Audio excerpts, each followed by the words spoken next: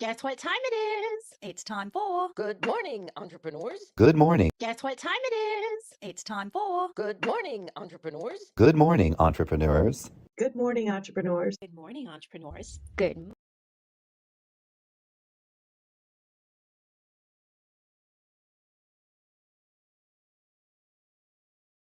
Guess what time it is? It's time for Good morning, entrepreneurs. Good morning, entrepreneurs. Good morning, entrepreneurs. Good morning, entrepreneurs. Good morning, entrepreneurs. Good morning, entrepreneurs. Good morning, entrepreneurs. Good morning, entrepreneurs. Good morning, entrepreneurs. Good morning, entrepreneurs. Good morning, entrepreneurs. Good morning, entrepreneurs. Good morning, entrepreneurs. Good morning, entrepreneurs. Good morning, entrepreneurs. Good morning, entrepreneurs. Guess what time it is? It's time for Good morning, entrepreneurs. Good morning, entrepreneurs. Good morning, entrepreneurs. Good morning, entrepreneurs. Good morning, entrepreneurs. Good morning, freaking fabulous entrepreneurs. Good morning, entrepreneurs. Good morning, entrepreneurs. G'day and good morning, entrepreneurs. Good morning, entrepreneurs. Good morning, entrepreneurs. Good morning, entrepreneurs. Good morning, freaking fabulous entrepreneurs. Good morning, entrepreneurs. Good morning.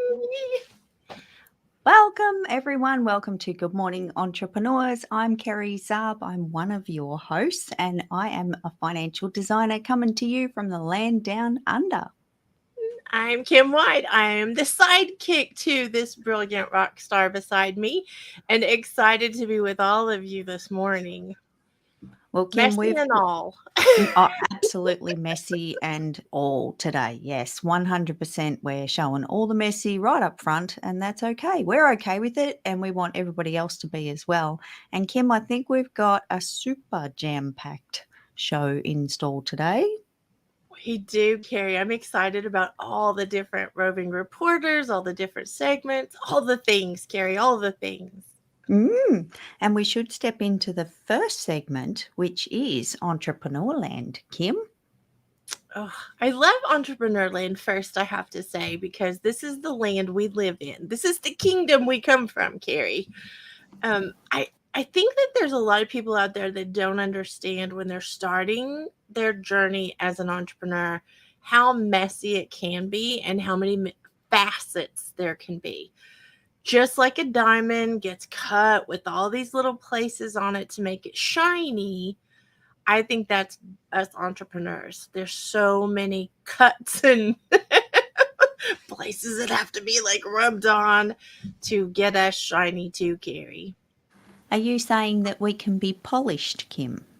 Ooh, I think we can be, Carrie. And I think I want to add to that, Kim, that polishing takes a long time and we may never become perfect. And we like to be clear demonstrators of that with all of our messy. But also, I think it's good because we're always going to keep learning. We're always going to keep evolving and shifting and picking up new experiences along the way. And I think if we ever stopped learning, we'd probably be bored. We'd be bored and we wouldn't be very good humans, Gary. That's what I'm thinking. No, not at all. Well, one of the ways I want to mention really quickly, Carrie, of us growing, because this is something we're practicing. And when I say us, I mean you and I and the community that we run in. We're practicing, vision board things. We're doing vision board. I will confess I've done this for like at least 2 decades. I've done it a very long time and seen things happen that I couldn't even imagine at the time. Thought they were kind of like silly or whatever, and they've come to pass. So we are going to be having a vision board party coming up, Carrie. When is it, Kim? It is Monday. It is Monday, 6 p.m. Central. The price of admission is your email, so we can send the link, and I'm excited. Me too, Kim. And for anyone that's interested in joining the Vision Board Party, they would head over to the My Sexy Business website. They can do that for sure, Carrie. They can. Mm-hmm. And Kim, something else that's coming up on the calendar might be sticky note time. Oh, Carrie, once a quarter, we are doing a sticky note time intensive. And it is not for the faint of heart, Carrie. As you know, you and I just came back from Sticky Note Time weekend where we go away and plan the quarter for our businesses. So I think it's a super sexy time to slow down so you can get very clear about things, and then you have the ability to accomplish it. And again, Kim, if anyone's interested in Sticky Note Time, they can head over to the website mysexybusiness.com, and again, just have a look, sign up if you're interested, and we'd love you to join us. But Kim, I also want to make a mention that we want to remind people to pop questions into the chat wherever you're catching us, whether it's on YouTube, Facebook, LinkedIn. If you have any questions about being an entrepreneur or anything you're not sure about, please pop a question in the chat so we can answer that in a future show. And also, it's something that we want to start bringing into the show is a little bit more Q&A and a little bit more interactive for anyone tuning in. I love that, Carrie, because we care what y'all think. Like, we care, and we want your feedback. We want all that we can do to do a better job. We're always learning, and that's what we're doing every week, Carrie, showing up and trying to do it a little better. Exactly. And with that, Kim, we do need to head over to our first roving reporter for this morning's show, and that is the amazing Donna Bender, who's going to talk to us about co-branding your products to grow your business. So Donna, take it away. Thanks, Kim and Carrie. This is Donna Bender coming to you today as a roving reporter for Good Morning Entrepreneurs. Today's Surprise and Delight marketing segment is on co-branding with retail brands. When it comes to branded products such as clothing or tech items, retail brands are held with the utmost respect, even if there are products that are virtually identical in features and usually less expensive. Retail trends and brands drive consumer behavior, and this has a direct influence when it comes to branding your company. The growing trend in branded marketing and promotional products is the increase in the number of companies looking to partner or co-brand with a well-established retail brand. It is a strategy used by businesses to elevate their credibility, especially when they're trying to build their own brands. Why? Because popular retail names help sell branded products. The reason behind this is very simple. Strong retail brand names are perceived as more valuable in a consumer's mind. So when a client sees your company's brand or logo on the same product as a highly recognized brand, it increases awareness of your company. When it comes to marketing, having brand recall continues to challenge most advertisers. However, branded products average an 88% recall rate with consumers. If a client is keeping a branded koozie for about 8 months, what will happen when you co-brand with a highly recognized retail-looking product? Imagine how long your client would keep a Sony speaker or a Yeti tumbler or a Nike golf shirt. These items are not often discarded. They are often integrated into your client's everyday life. Associating your brand with a treasured gift used daily by your clients will surely increase your brand love. Back to you, Kim and Carrie. Thank you, Donna. She did such a good job of this, and I am so intrigued by this, Carrie. I am very interested in co-branding after hearing her talk about it. Oh, absolutely. I think the way Donna's put it across to us today makes a lot of sense, and I hadn't seen that prior to the show. So I'll confess out loud, I never see anything prior to the show. So everything is like exciting for me to see for the first time. But yeah, it did make a lot of sense, and Donna did a fantastic job. And you know, Carrie, I know you know this, but I want to say it out loud for everybody else to know. Donna is a certified givologist, and she has a way of doing things with brands and even unbranded things So she's definitely a branding strategist, and she is publishing a new book soon. You'll if you hear it, you've heard it here first. Just so everybody knows, we're spilling all the tea, or coffee in our case. But she has a book coming out, Carrie, and I think it's important that we start mentioning it because it's going to be helping a lot of people learn how to use her secret weapon and her secret strategies in their businesses. Absolutely, Kim. And I'm excited for Donna because I know she's worked really hard on that book, and I know it's in the works. It's not far away, and we will certainly keep everybody posted on the progress of that as well. And speaking of books, we need to head over to our next roving reporter because we do have Holly Totten who's going to talk to us about why a book can actually help your business grow. So, Holly, over to you. Thanks, Kim and Carrie. This is Holly Totten, and I'm coming to you as a roving reporter for Good Morning Entrepreneurs. And as entrepreneurs, we are continually trying to improve our business by finding new ways to grow and learn. And we know as entrepreneurs that this can be so challenging, and it can even really be hard at times. But we also know how rewarding it can be when we start to see and feel the benefits of all of our hard work.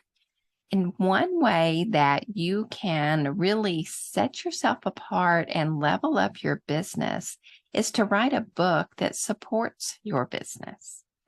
And this next little part will be kind of funny to those of you that know me because you know I'm not a numbers person. I'm a words person. But I have a couple of statistics that really support the fact that writing a book can be a very effective marketing strategy for you and your business. And the first statistic is a survey of self-published authors, and it's by the Digital Book World, and they found that 84% of the respondents said that their book has helped them promote their business. And the second thing that I wanted to share with you is a study that was done by Forbes.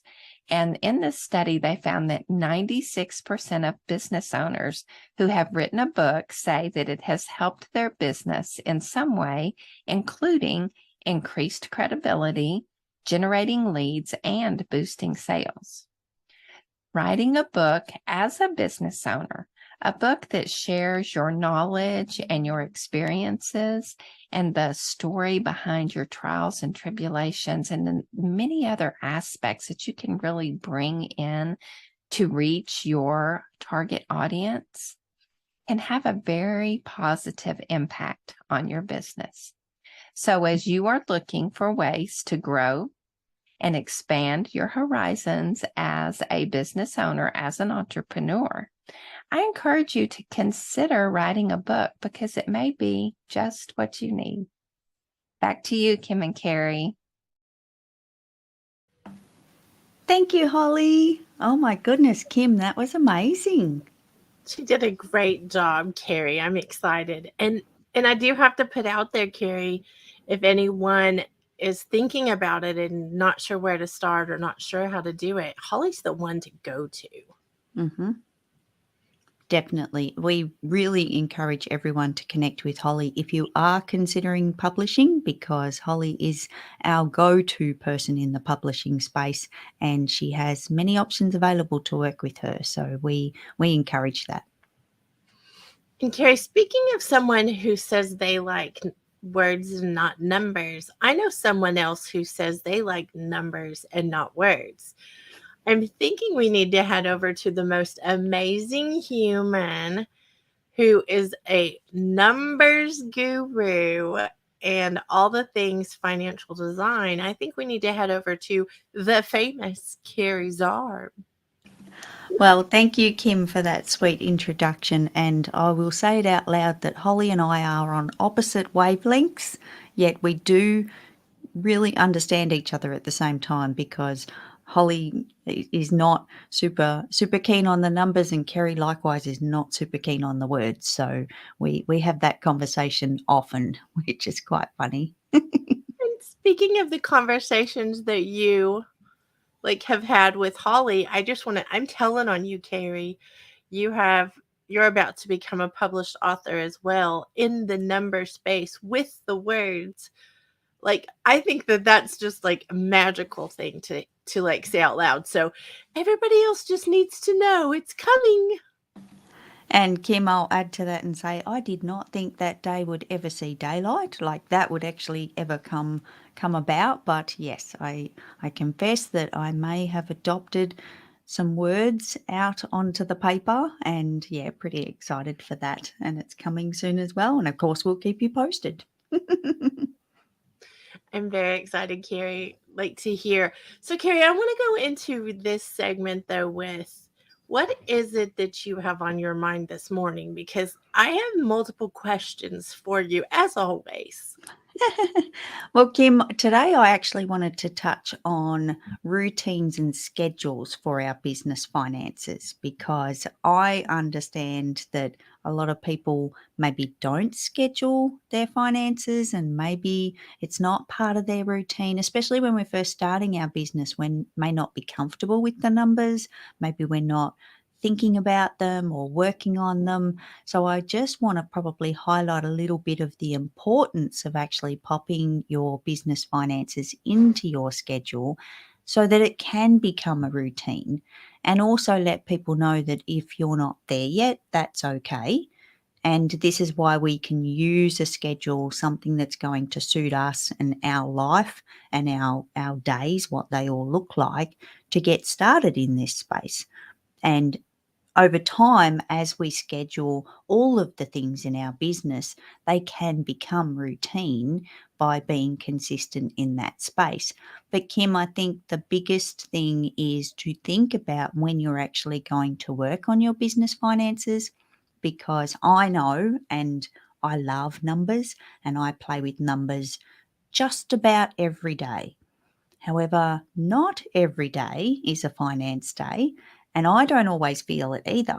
So don't feel bad if you put it on your calendar and you go to start working on your numbers and maybe it's not the day. Don't bump it to the point where you're not going to actually schedule it and not going to get it done. But also don't kick yourself if you don't actually attend to the numbers when you had intended to do so on your calendar, but just make sure that you're looking at potentially when's the best time for you. So, for example, I would not schedule numbers, don't recommend this to anyone, to put it on a Friday night because we've had a big week, and I don't know about anybody else, but Friday nights are normally downtime. You want to start slowing down for the week, not be trying to put all this extra pressure on your brain after a busy week. So think about the day and time that's actually going to suit you and what that looks like. You might decide to do it in the morning when your brain's a little bit fresher and there's been less pressure, you've had a good sleep and you can face the numbers, as opposed to putting them later in the day when you're starting to, and again, I do that every day. I do the hard stuff first and then ease out of the day. So maybe numbers are not an evening thing for you. However, Kim, I do want to say a lot of people out there find that they may get a little window of quiet time of an evening to be able to concentrate. So the key takeaway is to think about what day and time is actually going to suit you so you can put it on your schedule. Carrie, I love this, and I think the consistency of it is a huge game changer for anyone who does this. If you have any kind of anything, I suggest talking to Carrie. That's my go-to answer for anything finance. I do want to say, Carrie, really quickly though, you have a brilliant way of helping someone who needs that on-ramp to doing their finances and being their own financial designer. I feel like you are the answer to so many entrepreneurs' questions of, the fear and the not knowing how to do it, all the things. You have a way to help people get started. Will you speak about that really quickly, because you have a brilliant way to help us start moving towards being our own financial designer?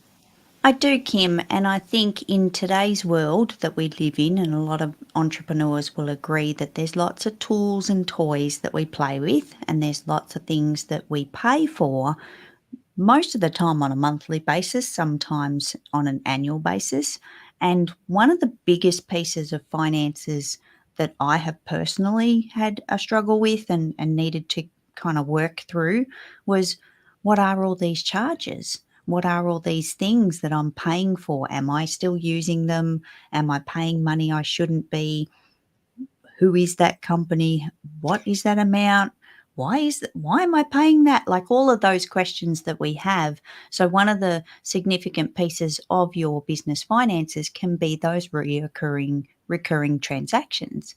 And with that, if we can get that little piece under control, that takes a lot of load off the rest of our business finances by just getting our head around this one little pocket, this one little place of the numbers. So I do have a free tool available to help people with that, and it's called Simple Subscriptions, where you can list all of the items that you're paying for and make sure that they're still current, that you still need them, you still use them, and you're not paying for stuff that you forgot about, or a trial that you've signed up for that maybe has slipped by the wayside.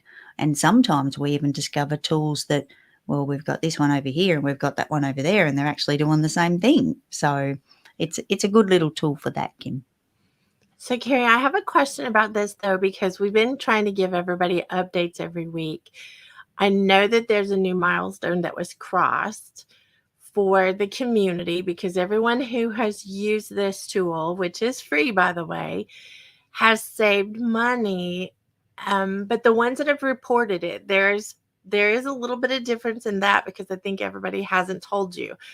But all the people that have told you how much they've saved, how much have they saved so far? And it's not been a year yet. Correct. So we are at a grand total of $60,574. Woo! Yeah, and that's from doing a free tool, taking a few minutes to get it like on there.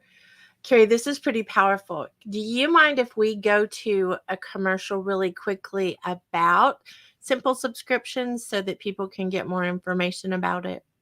Absolutely, and I think that's a great idea, Kim, and we'll be right back.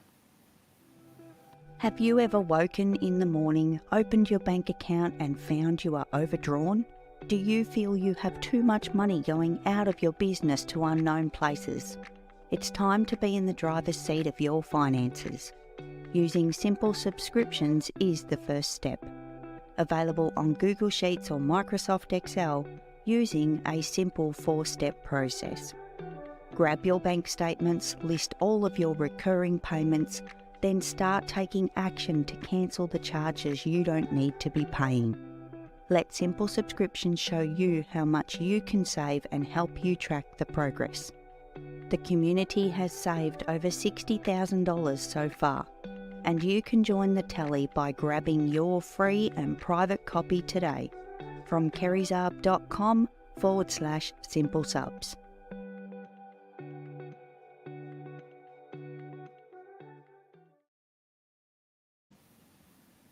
I love this, Carrie, so much. So if anybody is watching and they are looking at this and they're thinking, well, I'm still a little intimidated, I've got all kinds of tools I don't use, what would you say to so let me back up a second. Carrie's going on tour. This is what I told her to show up with, like glasses and like wild hair and stuff, so that we could talk about her being on tour. But Carrie, will you talk about the tour for Simple Subscriptions? I will, Kim, because I am missing the wild hair and the glasses, and I apologise for that because I completely forgot. But we are going on tour, and I'm really excited to let everyone know that, and again, I understand not everyone's comfortable with the numbers, but a lot of people aren't comfortable with spreadsheets. Okay, so I go over to the website, I grab this free tool. Now what? what do I do now? Where do I start? How do I get going? So the live tour is on the 10th of May at 6 p.m. Central Time. So you can join me and other amazing entrepreneurs, and we're going to step through it. We're going to go through simple subscriptions together. I'm going to show you exactly how to use the tool so that you can get started and add to the numbers. You don't have to tell me if you've saved money on simple subscriptions, but if you wanted to, you can. And it's just an amazing thing that to get together and actually go through it together and make sure that everybody has success with it. So that's my free invite. All you need to do is sign up. It's just your email address. Everything's completely free tool, free tour, and we're going to have a little bit of fun as well. So excited for it, Carrie. I will be there with bells on because I have done it before, but I'm doing it again because I just found some more charges, Carrie. Just so you know, I have some more things to give to the total because I just found another sneaky little payment that just came in. Oh, and Kim, let me apologise for clapping. I'm not clapping because you have extra charges. I'm clapping to add to the total. But man, they just keep popping up, and we got to get ahead of them. So yeah, this tool does give the answer to that problem. I love it, Carrie. Thank you for sharing your brilliance with all of us so that we can get a handle on that. We needed to, we need to. So thank you for that. You're welcome. And Kim, we have a very special segment today. We would normally be heading over to a roving reporter. However, we've actually got one joining us live. And she's excited, I promise. Even though I can see her face in the green room, I promise she's excited. She is, and we are going to have our Jill join us live here as the next roving reporter. There she is. Hey, Jill. Hello, good morning. I am happy to be here. It's Friday, my bandwidth is expiring, but it's okay. We are gathering ourselves together and going to have a great segment now. So I am Jill, roving reporter for Good Morning Entrepreneurs with unique solutions for mama entrepreneurs. And I am so happy to share the stage with both of you and Carrie Kim this morning for talking about separate spaces and how to maneuver them for working from home and being an entrepreneur. Where do you work? In your own home. It actually came up a little bit, I thought, in some conversation over Clubhouse. I don't remember if it was this week or last week. And that triggered my thought process because then last night I was recording with another one of our wonderful roving reporters, and we were chatting about this topic as well and how mamas do it working from home. So it's very fresh and a big ticket item to talk about for, I think, any entrepreneur that works from home, as well as those who are moms or parents or grandparents in general. Separate spaces. Let me ask you guys both a question. Do you have a separate space for work from where you entertain yourself for your daily lives? Say yes and no, Carrie. Can we say both answers? I am going to say yes and no to this, Jill, because I do have my office, which is all incumbents, and I sit here with my dinner. I know that's so bad, but I do have a chair in the corner that I can escape the screens from. So, and we have a lounge room and all the different spaces, but I just like to live here. And I'm in the kitchen. I love being in the kitchen, actually. So I love where I am working, but it is definitely my living space as well. So I'm the same way. I have an office space that's in a separate area of my home. So I actually have to leave my living area and go downstairs to a different area that I have set up as a guest room, but it has my office space in it. So that's kind of like my escape when I need to really be heads down, use multiple screens, get a lot of work done, and just be away from the mess of living with a toddler that I don't clean up after often enough, I guess. And then there's this space right here, which I love that I've created this little oasis kind of spot But this is in my living room and I get to see everything. I get to be with my pets on the couch. I get to have the sunshine in the windows. As you can see, the sun is like blaring behind me now. And it just gives me a different feel for my day, different vibe, and I can kind of just like have a lighter day up here, and I'm closer to my drinks and my snacks, and I don't have to prepare to go up and down stairs for whatever I'm doing for the day. But I know working around where you live, so the mess, the daily things that are around you, the sidetracking things that might come up, being like, oh, I could just go do this real quick because it's in my line of sight. How are you preventing yourself from being distracted by those things? Either one of them. I think I'm pretty lucky, Jill, because I have a curtain that goes across the opening. There's no door as such, but I do get distracted by noises like deliveries because I'm right by the front door. But generally speaking, I don't have a toddler, so I'm probably quite fortunate in that regard. I'm sure if I did have one, that curtain would mean nothing. So My baby's 33. Let me say that out loud, and not 33 months, 33 years. So I have a little bit of advantage on that, Jillo, just so you know. I luckily am at a point where my son does leave the house and go to daycare during the day. So I do have that separation. And there definitely are times where I'm like, I could just go work on the couch today instead of in a place where I actually am able to mentally come into a space to be focused for that time. So I think that's probably one of my biggest things that distract me is the fact that the couch is literally right next to where I'm sitting and then the TV is right here, and I could just put on a movie while I'm working and nobody would really know. But so that's one of my my secret struggles. I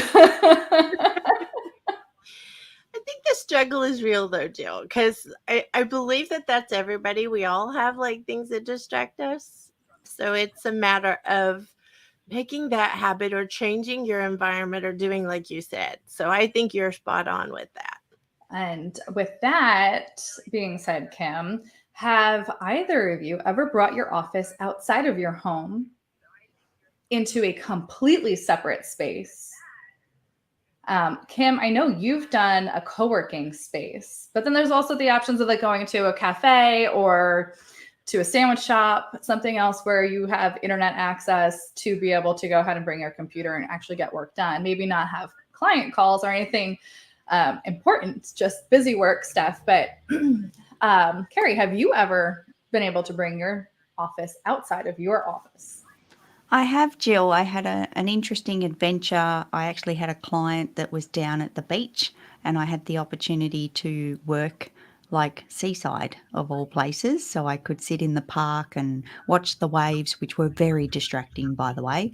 And in the nice weather, of course, when it was raining, it wasn't so great. But yeah, I have had those opportunities to be outside. And now that I'm home and got all the desktop with the monitors, not so mobile as I used to be. So I couldn't see me picking all of this up and going outside anymore. But every now and again, it's nice to hop in the backyard and see the sun and check out the day and incorporate that in a walk around the house, grabbing the coffee, putting the washing on and doing all the things at the same time. One of my favorite things to do is to separate myself for our sticky note time. And that is, and has been now since Kim introduced me to it, is going to it's actually a breakfast spot. I prefer to go out for breakfast, but a diner where I have busy noise going on behind me, but it's not my own noise. And it actually was the inspiration for our sticky note time guided intensive, or guided sticky note time intensive. And we're having that next weekend. And my whole idea was I wanted a retreat where I could have completely separate space that was quiet, away from the noise of and visual mess of my home, that wasn't my office, and that would inspire me to get clear and be able to really work through sticky note time very well. So I'm very excited to announce that we're having our first in-person and virtual guided sticky note time intensive next weekend, and we'll be in Texas live, Kim and I together, and a few other of our sticky note time members doing this. And then there's going to be a few others this year that will be very exciting to announce as well. And of course, I know you guys talked about it already. We have Monday, our vision board party, where we get to be creative in our spaces and bring our visions to life on our vision boards. So I'm going to leave you guys in this space here. And I thank you for your time this morning. And I'll hand it back to you guys. Thank you, Jill. And you know, Carrie, she is hosting the vision board party. I know. And I love it now that she's down and she can't argue with us. I have to just tell on her. I think that she is not only beautiful, she's shuffling, babies and husbands and life and all the things. She is brilliant in so many ways. I want to make sure everybody knows that she is living proof of so many things, and that she is doing the things that she's talking about. And it just makes me so proud. It makes me so proud of her. Me too, Kim. And I think it is about that living proof. Like Jill brings us fantastic segments about being a mumpreneur. Is that what it's called now these days? Yep, good. Everyone's nodding, good. But Jill does such amazing things behind the scenes. But then when she comes to speak to us, it is genuinely from a place of where she's living this and she's doing this. So I think it's just beautiful. And I love that she's got that opportunity to work like that and have that they say work-life balance doesn't exist, but I think it can in these kind of environments. So I love it. Well, and Jill and another roving reporter she mentioned, Linda Bonney, are actually creating a new podcast for mamas and entrepreneurs and all the juicy bits. They're going to be having conversations. So we do want to say that out loud, but we need to go over, Carrie, to our next roving reporter who is actually talking about podcast guests. I think that this is an important piece of the messy entrepreneur facet diamond. What else can we bring in there, Carrie? Polishing, all the polishing. Thank you, Kim. And we are going to head over to our amazing Adam Rothenberg. Adam, take it away. Thanks, Kim and Carrie. Hello, everybody. My name is Adam Rothenberg, and I am a roving reporter for Good Morning Entrepreneurs. And I am coming to you from inside my closet, where I conduct all of my video and podcast interviews. And on today's Entrepreneurs and Entertainment segment, I am going to talk about how you go about inviting a guest onto your podcast.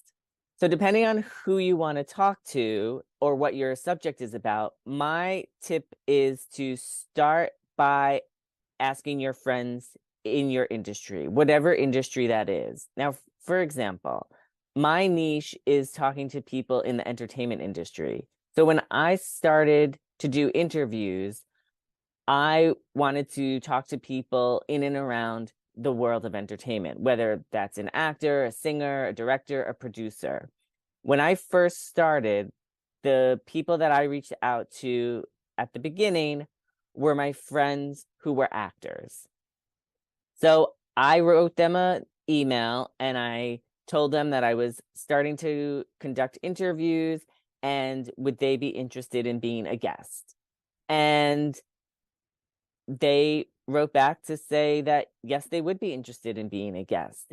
And this way, I feel that starting with your friends is they're more than willing to help you because you're a friend, and who doesn't want to help a friend? But also it gives them a chance to get exposure for whatever they're doing in your industry. And it gives you a chance to get your feet wet in the interview process and speaking to someone. And it's great practice to get your confidence muscles going when you're interviewing somebody. And no matter what industry you're in, you can start with your friends. Like I mentioned just a little while ago, my focus is on people in the entertainment industry. If you have a podcast about education, then maybe reach out to some of your friends who are teachers, depending on what you talk about on your podcast. If your podcast is about fitness, then reach out to your friends in the fitness industry and ask them if they would be a guest on your podcast. Or if you have a podcast about drawing or art, then ask some of your fellow artists if they would like to be a guest on your podcast. So no matter what industry you're in, you can always start with your friends. And that is today's tip for entrepreneurs in entertainment. It's back to you, Kim and Carrie. Thank you, Adam. Oh my goodness, Kim, where was Adam when I started podcasting? No kidding. That is not a joke. Carrie, you are a rock star podcaster, though. Let's be very honest. Let's just say that. Yeah, but go back to the beginning, and I didn't interview friends, and I didn't even think to interview friends. I think that's an amazing tip to get started in the interviewing process because, well, when we start anything, we're not very good at it. And I know I was quite shocking, and I think I really needed Adam back then. Well, and Adam, just to be like transparent about this too, Carrie, Adam has literally interviewed over 1,500 people. He's gotten so many celebrities. He's got some big names he has like been able to interview over the years. And it's impressive, not only for that, but he shows up in a great way. Like he really does a good job. I know that he just changed websites. I'm just going to like put this out there. He is, we'll call it redoing. Well, he's transferring over to a better way of doing his website. And on his, there are blogs, and he has interviews in his blog section on his website that have come from 14 years of him doing things. But he's got people like George Takei, he's got Olivia Newton-John, he's got, I'm just trying to remember, Carrie, off the cuff, and I'm not doing a very good job. I think there's even Mel B in there as well. Mel B. There's, I think Brooke English was one of the recent ones. So many, yes. Lots and lots of them. Absolutely. And Adam is doing a fantastic job in transferring that information to his new website. And speaking of websites, I think we need to head over to our next roving reporter, which is Denise Millay, who's going to talk to us about having your blog be findable online. Perfect segue. Over to you, Denise. Thanks, Kim and Carrie. This is Denise Millay, coming to you as a roving reporter for Good Morning Entrepreneurs. I'm here to help entrepreneurs be found online. This week, I'm talking about blogs and specifically blog findability. We want your content and your customer to find out what you do. As we talked about in different times, a blog is an entry, a piece of content that's helpful, useful, informational. We want those things to connect with your clients. We want them to be found. And the way we do that is we set up certain clues so that the search engines will include your content in their catalog so that it'll be retrieved when people are searching for it. So that means you have to connect. You have to find out when they're going to read it, what's the best thing for them to consume, how to make that connection with them. And then you have to create something that is in tune with what it is they're looking for and what their style is. So that could be an infographic, which is data graphically done, or it can be audio, video, it could be answering a specific question you know that they often ask through your research. And then you also can make it look more interesting so that it draws them in. So there's graphic things you can do. One thing that I found out that visual content, blog posts with videos embedded in them, get 4 times more engagement. And that means that our readers, our consumers at this point, are responding well to seeing video and images within a blog post. Where it used to be you'd have 1 image. Now people are putting up to 10. So they're really breaking up the content. So the point of all this is that when you create something for your audience and your blog, think about what connects with them the best. What have you tried that's worked? Be strategic about what you're creating. Think a few steps ahead to what you can give them in pieces and chunks or in a longer format with video and images, what speaks to them. So if you do all these things, then you will be findable. And we want you to be findable because if they can't find you, they can't do business with you. Thank you so much. Back to you, Kim and Carrie.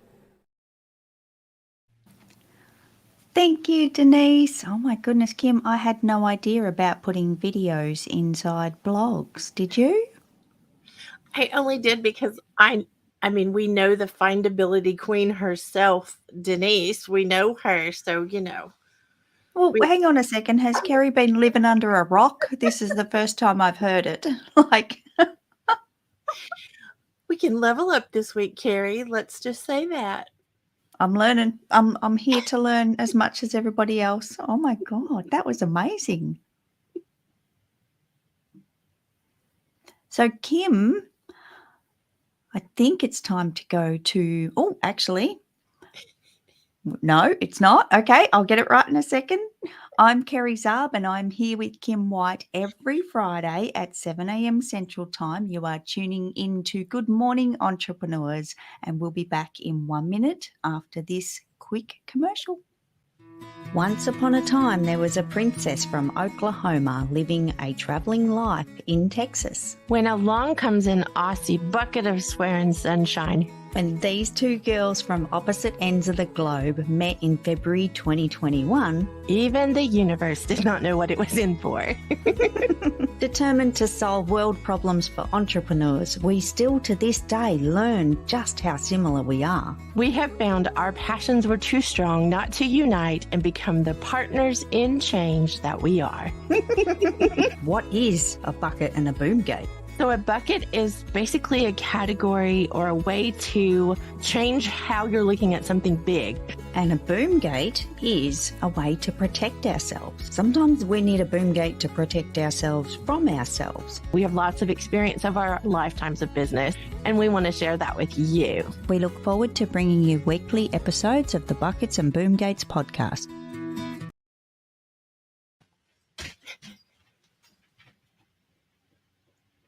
Oh, you're on mute, Carrie, of course.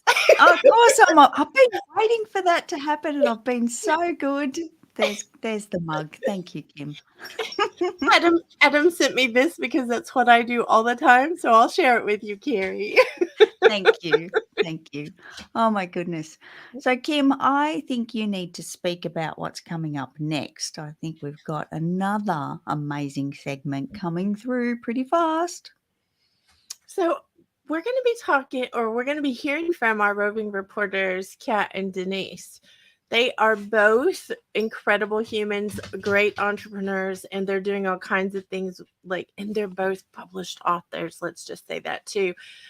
They have all kinds of things going on. But one of the things that Kat has brought to all of our attention recently is the fact that, we sit in front of a computer screen a lot of times as entrepreneurs. So she's brought all kinds of juicy bits, I'm going to call them, to us. And every time we see her, we sit up a little taller and we we make sure we're doing well. But Carrie, she actually interviewed our findability queen. So it's the two of them bringing some spice and some amazing sauce to entrepreneurs who might be going through an injury. Exactly. So we are going to hand it over to the amazing Kat Corchado. Thanks, Kim and Carrie. This is the freaking fabulous Kat Corchado coming to you as a roving reporter for Good Morning Entrepreneurs. Today, I have the pleasure of speaking with Denise Millay. She is a marketing technology specialist who makes it her mission to take the overwhelming headache out of building your business website, marketing automations, and digital products. In our circle, we lovingly call her the findability queen. So Denise, I wanted to have you on because we're talking about how entrepreneurs fit in their workouts. but also remembering that there are a lot of entrepreneurs out there who are injured in some form or fashion, or recovering from an injury, or it's been a while since they've had the injury, but they're too afraid to move. So my first question is, how hard is it for someone with injuries to finally take that step towards getting stronger? What has to happen in your brain and in your mindset to make that step forward? Well, I think it's twofold, Kat. I think you have to believe in yourself that you want to find a solution. And I think everybody who doesn't exercise thinks that they want to find something that fits for them. And I've kind of allowed myself over time to say, I will find it. I will find what works for me. And then from an injury point of view, you know how bad it can get. And you have the concerns and the worries about, for me, it's my back. So if my back isn't healthy, I can't sit in a chair. I can't work. I have to lay in bed. There are some serious consequences to not caring for my back in the right way. But if I don't exercise, I don't have anything to support it. And I've learned over time that I have to find the right people who are willing to work with me on it, and that I have to be vocal enough to ask for that kind of accommodation, and that's okay. So I know basics of what works, and I know when I meet somebody whether they're the right person, because when you put your hand up and you say, yeah, I can't do that, and they look at you like, well, what do you mean? What's your problem? Yeah, what's your problem? And you're not really working out. And then you're like, done. And previously that would have really freaked me out and been like, oh, well, I got to keep trying. And then I hurt myself. And you go through that cycle a few times. So you're like, oh yeah, I'm not letting anybody else push me to do something that's not going to work. You have to have the exchange of, it's safe for me to tell you, and you're not going to run away and say, well, I don't want the chance to. You're actually going to work with me and try to figure it out how we can do it differently so it doesn't cause more pain, injury, exhaustion, whatever it might be. Do you ever feel that way, that you're kind of protecting your body, or you find that you're preoccupied with re-injuring yourself? I don't feel that now. And I don't feel that especially with you, because I know that,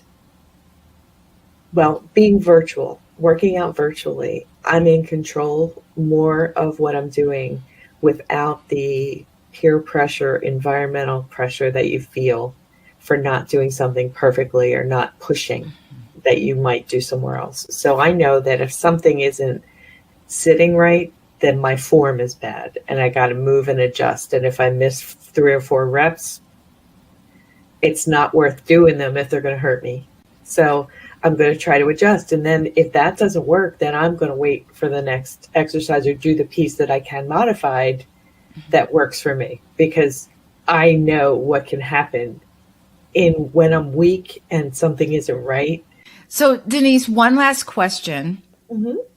What advice would you give to someone who is just starting to prioritize their health and fitness as someone who's coming off an injury? I think I would say, listen to your body, know what you know, believe in what you know, that you need strength, that you need movement, that you have to incorporate something, but it has to be what you believe in.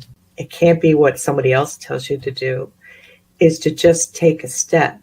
And it doesn't have to be a huge step. It doesn't have to be jumping up and down and doing step aerobics. Taking a walk, getting in the pool, gardening. Anything you can do adds up over time. So just add in what you can and what you believe will work. Well, thank you so much for being here, Denise. And from that, I'm passing it back to Kim and Carrie. Thank you, Kat and Denise. I love it when Kat starts telling us things, because she is the sweetest human.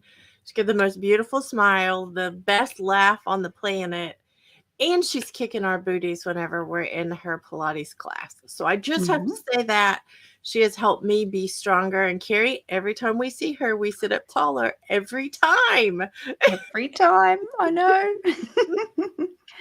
So, Kim, our next segment, I'm actually going to hand the reins over to you because it is time for Princess Speak.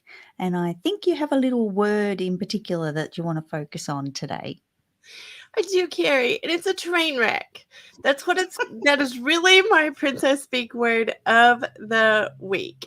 It is a train wreck because the messy bits that go on with entrepreneurs, and I'm bringing up the crew just so you know, they're going to be so excited.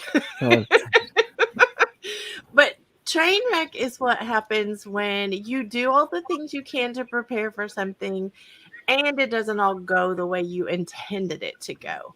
And we as entrepreneurs have to be flexible. We have to allow that polishing. And I don't think putting a diamond against a grinder sounds like a good, comfortable thing, but that's exactly what happens to all of us when it comes to being an entrepreneur. So train wreck is the word.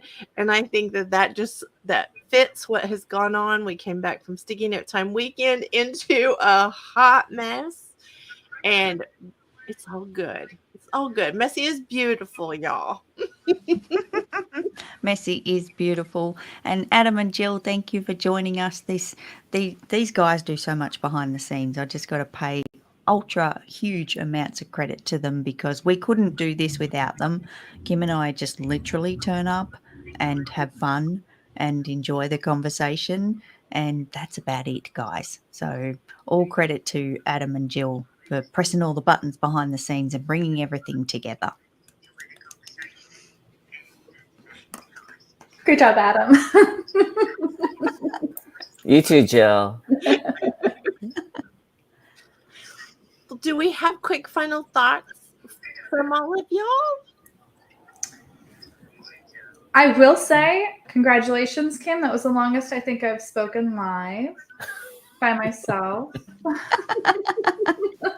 And again, another train wreck, went way over time. That was allotted for me, but I know you wouldn't mind because I kept talking. But I did love that we all had different things that we weren't really sure how they tied together, and we still were able to find commonality between each of our roving reporters segments and how they all kind of just still intertwined with each other. That is so fun that we all work together that way in this community, and I love that we can all bring that to the table together. Me too. And I'll second that. I thought everybody's roving reporter segment was great, and I loved how there was such variety in what everybody was talking about. But I definitely got a takeaway from each person's segment, and I feel like there's something that I can implement into my life to make it better. And maybe I'll start with sitting up a little straighter. And for you, Cat. That's right. It is for you, the freaking fabulous Cat Cruciato. And I just want to thank everybody who was watching and commenting in the chat as well. We love hearing the feedback from you and what you're getting from the whole show and all the roving reporter segments. And we love that you are tuning in, and we just always hope that you find value in what we bring. So with that, I'll also just remind everybody that if you do have any questions or anything came up, don't hesitate to put it in the chat, and we will be more than happy to answer your questions on a future show. And I think, Jill, do you want to give a reminder for the vision board party? Sure. So Vision Board Party is Monday evening, 6 p.m. to 8 p.m. Central. Again, the only cost is your email. So that way we can send you your link to join us. There is no experience required. As long as you have your imagination and your dreams at the forefront of your mind, you can participate, whether it be using virtual tools, or if you want to go old school and grab your magazines, scissors, and a poster board, we're all for it. So we look forward to having you join us for that. And we'll, excited. And we'll see everybody next Friday, 7 a.m. Central. And this is the team signing off for Good Morning Entrepreneurs.